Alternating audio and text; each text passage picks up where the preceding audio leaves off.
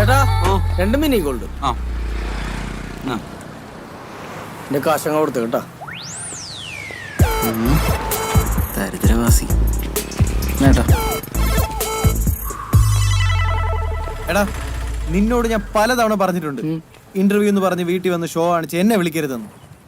എനിക്കിന്ന് ഒമർ ലുലുവിന്റെ ഒരു അണ്ടകടാകൻ ലവിന്റെ ഓഡിഷൻ ഉണ്ടായിരുന്നു. അതും മിസ്സായി. ഒമർലുന്റെ ഓഡിഷൻ അല്ലേ? എന്നാ പിന്നെ നിനക്ക് എന്തായാലും കിട്ടും. അതെന്താ?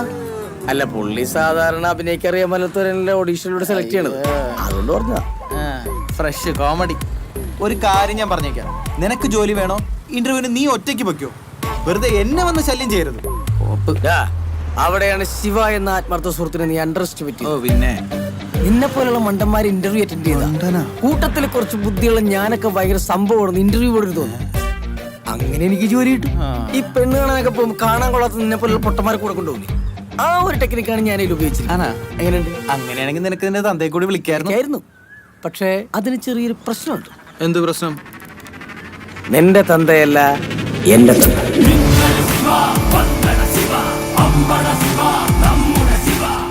ശരിയാക്കി തരാം. ഈ ജോലി കിട്ടിയ തുടക്കത്തില് തന്നെ 35,000 രൂപ ശമ്പളം കിട്ടിയാലല്ലേ. പിന്നെ അലവൻസ്, ഗ്രാറ്റുവിറ്റി,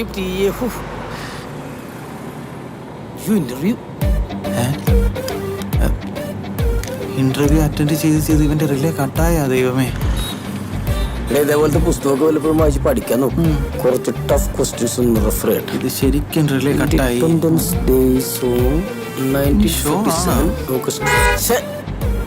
എന്താ എന്റെ എന്റെ കോൺസെൻട്രേഷൻ കളയല്ലേ, ഞാൻ പ്രിപ്പയർ ചെയ്തിട്ടില്ലേ.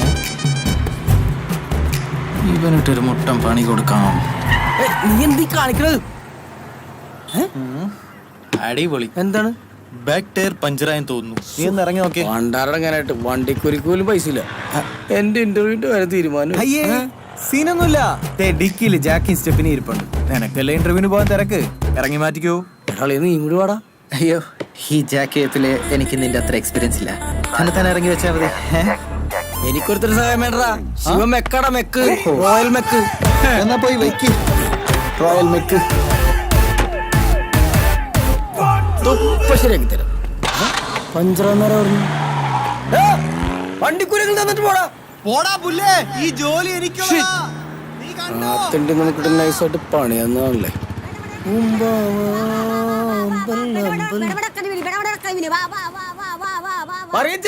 എന്താടാ ശിവ, മീൻ മേടിക്കാൻ വേണ്ടി വന്നാണോ? ഏയ് മീൻ മേടിക്കാൻ വന്നല്ല, പിന്നെ എന്റെ പേഴ്സ് കളഞ്ഞു പോയി. ചേച്ചി എനിക്കൊരു 100 രൂപ തരൂ. അയ്യോ മോനെ, കച്ചവടം ഒന്നും ആയിട്ടില്ലടാ.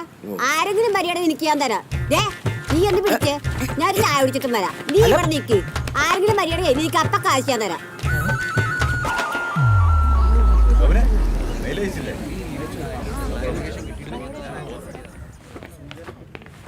കേരളത്തിലെ മുഴുവൻ ബിടെക് വിദ്യാർത്ഥികൾക്കും മാതൃകയായിരിക്കുകയാണ് ഈ യുവാവ്. കുടുംബം പുലർത്താൻ വേണ്ടി മീൻ വിൽക്കാൻ എത്തിയ ബിടെക് ബിരുദധാരിയാണ് ശിവ.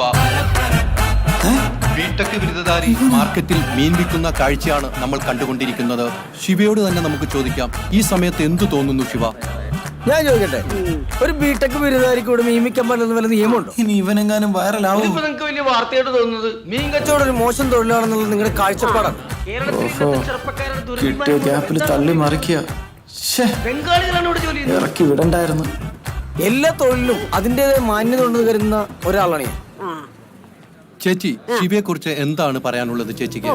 ശിവ ഞങ്ങളുടെ മുത്തല്ലേ. ഈ കഴിഞ്ഞ പ്രളയത്തിൽ ഞങ്ങളെയൊക്കെ ജീവൻ രക്ഷിച്ച സൂപ്പർമാനാ, സൂപ്പർമാൻ. ടോവിന കേക്കണ്ട.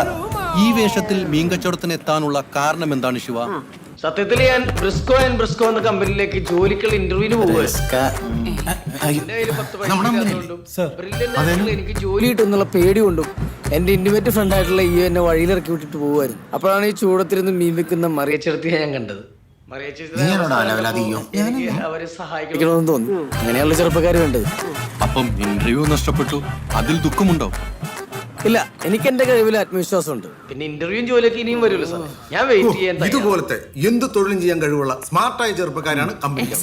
സി മിസ്റ്റർ സോമൻ സർ, ആ പയ്യനെ ഇപ്പൊ തന്നെ കൂട്ടിക്കൊണ്ടുപോവാ. പിന്നെ പോരുമ്പോ ചാനൽ വരെ കൂടെ കൂട്ടിക്കോ. Okay sir. കമ്പനിക്ക് ഒരു ബൂസ്റ്റ് ആയിക്കോട്ടെ. സൂസൻ,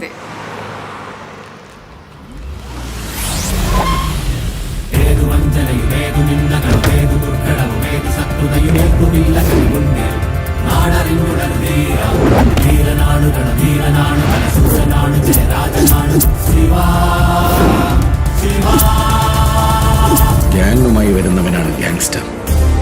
അവൻ ഒറ്റയ്ക്കാണ് വന്നത്. മോൺസ്റ്റർ.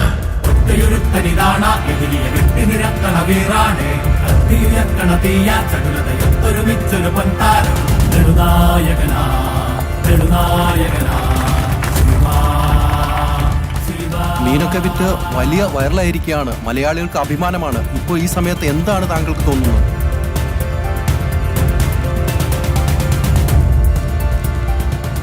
ഒന്നും തോന്നുന്നില്ല. പവൻ ചമ്മപ്പോയി. ചാനേര് വലിഞ്ഞു കയറി വന്നോളൂ. ശിവ തൊഴിലിന്റെ മഹത്വത്തെ കുറിച്ച് പറയാൻ കേട്ടു. ഹോ, എന്ത് വിശാലമായ ചിന്താഗതി. ഇത് എങ്ങനെയാണോ ഇങ്ങനെയൊക്കെ പറയാൻ പറഞ്ഞേ? റീഡിങ്. ഓ, ഞാൻ നല്ല നല്ല ബുക്സ് ഒക്കെ വായിക്കും. ആണോ? ശിവ ഏറ്റവും കൂടുതൽ വായിച്ചിട്ടുള്ള, ഏറ്റവും ഇൻസ്പയർഡ് ആയിട്ടുള്ള, ഏറ്റവും മോട്ടിവേറ്റഡ് ആയിട്ടുള്ള, ആസ്വദിക്കാൻ പറ്റിയിട്ടുള്ള ശിവയുടെ ആ പുസ്തകം ഉണ്ടല്ലോ, ആ ഫേവറേറ്റ് ബുക്ക്, അത് ഏതാ ശിവ? ഫേവറേറ്റ് ബുക്ക് എന്ന് പറഞ്ഞാല് ഫയർ. ഓ, വിങ്സ് ഓഫ് ഫയർ, കലാം സാറിന്റെ. എനിക്ക് തോന്നിയിരുന്നു, അല്ലാതെ എങ്ങനെയൊന്നും പറയാൻ പറ്റില്ല. കലാം. ശിവ, താങ്കൾ എന്തായാലും നമ്മുടെ കമ്പനിയിൽ എടുക്കാൻ തീരുമാനിച്ചിരിക്കുകയാണ്. Thank you madam. ഞങ്ങൾ കുറച്ച് ക്വസ്റ്റ്യൻസ് ചോദിക്കാം. ഓക്കെ? ശിവ പ്രിപ്പയർഡ് അല്ലേ? I am prepared. Basic maths ആണ്. What is sine Q divided by cos Q? പണിപ്പോളിയല്ലോ, നീ ഇവിടെ നിന്നിട്ട് കാര്യമില്ല. അപ്പൊ okay, thank you. Thank you. Correct answer. എന്നാ പോണാവേ, ഇയാളെ വീണ്ടും വെറും വീട്ടിൽ ഞെട്ടിച്ചോണ്ടിരിക്കണാവേ. എന്താ പോണോ ബേബി ശാലയുടെ ആങ്ങളുടെ മുഖം വെച്ചോണ്ട്. അടുത്ത തന്നെ സോമൻ ചോദിക്കും. Which colour absorb maximum heat? ഡാർക്കാണല്ലോ. ഓ, dark colour absorb maximum heat. ഈ തല മൊത്തം ഉത്തരങ്ങളാ. കണ്ടില്ലേ മുടി എഴുന്നേറ്റ് നിൽക്കുന്നത്? ശിവയ്ക്ക് പ്രോഗ്രാമിംഗ് ഒക്കെ അറിയില്ലേ? പ്രോഗ്രാമിംഗ് അറിയും തോറും അകലം കൂടുന്ന മഹാസാധനം. സോഫ്റ്റ്വെയർ ഡെവലപ്മെന്റിനെ കുറിച്ച് അറിയാൻ ചെന്നൊരു കമ്പനിയുടെ മുന്നിൽ ലോനപ്പൻസ് ടെക്നോ സൊല്യൂഷൻസ് റെസ്യൂം കാണിച്ചപ്പോൾ എക്സ്പീരിയൻസ് എടുത്ത് വെക്കാൻ പറഞ്ഞു. സപ്ലി അടിച്ച് മൂഞ്ചി തെറ്റിയ എൻ്റെ കയ്യിൽ എവിടെ നിന്നായ എക്സ്പീരിയൻസ്?